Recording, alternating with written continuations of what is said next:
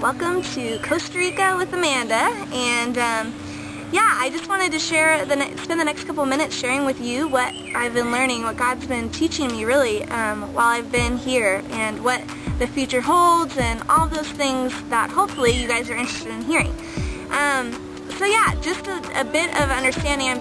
If you don't know, I'm taking the Children at Risk School here in Costa Rica. The school focuses on different child injustice issues that kids all over the world are dealing with. And I decided to take this school because I was in Tijuana, Mexico, and I met a young girl at the age of 6, and there was probability that she was being prostituted by her own parents. And it ripped my heart out to know that that stuff was happening, and I knew God was calling me to do something about not just her or other situations like that, but what is going on in the world. I think it awakened me to the fact that I really didn't know a lot of what I really knew was God's heart. So I decided to come to the school, and since I've been taking this school, there's been some awesome things come into play. I'm actually going to be leading this school, Children at Risk School in Tijuana, Mexico, next January 2011. So if you're interested in taking it, let me know. We're actually going to be offering it as a seminar to people in the area, or whoever really,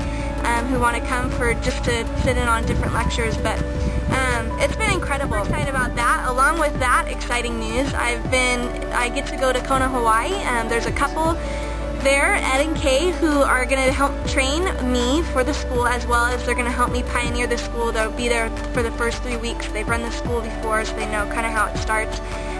So I'm really blessed by that, and so I'm not just getting thrown in, head in, expected to swim. So that's really exciting. And yeah, so I get to go to Kona right after this. I'll be back in San Diego April 12th. Just a bit of what I'm learning, I guess, would be the importance of being aware. I feel like I've lived 28 years of my life and didn't know that this stuff was going on, and I just kind of sit back and I'm like, how have I lived so long without knowing the realities of what's all over the world? I mean, there's crazy stories and statistics that we hear all the time. 1.5 million children in South Africa alone who are being are in orphanages because of HIVs. They're orphan kids. And I've been learning, here in Costa Rica alone, every night there's 3,000 girls who are underage who are either trafficked through or prostituted every night here.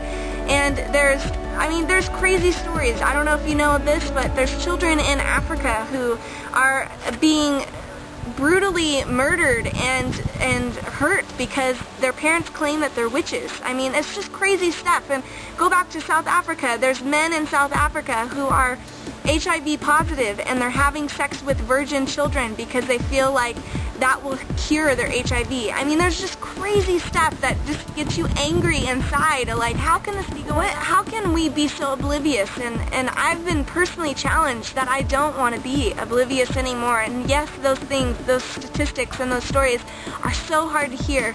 But in that comes God's hope, and it's like incredible to see that God does want to do something about it. Read Psalms 10. It's incredible. God is not just sitting by and He doesn't want to wait, but He's calling for you and I to be a part of what He wants to do in this world. And really cool stuff that's come up this month, so I'll just jump into it. But my best friend Ivy and her husband Clay, they call me Boom Boom for those of you who don't know, but they're incredible. They live in Monterey, California, and they actually have decided this summer, starting July 1st, that they're going to tandem bike from Canada all the way down to Mexico.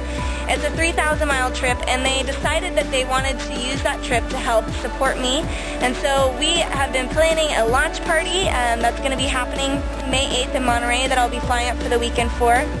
I'm so excited that they just wanted to be behind me. I feel super blessed. And so my friend Brian Monzon creates websites and does video, and he's offering to help us create all that stuff so we can send people, let them know what I'm doing in Tijuana and also what they're doing. And so that's been huge. That's been awesome, and a huge answer to prayer just for financial support.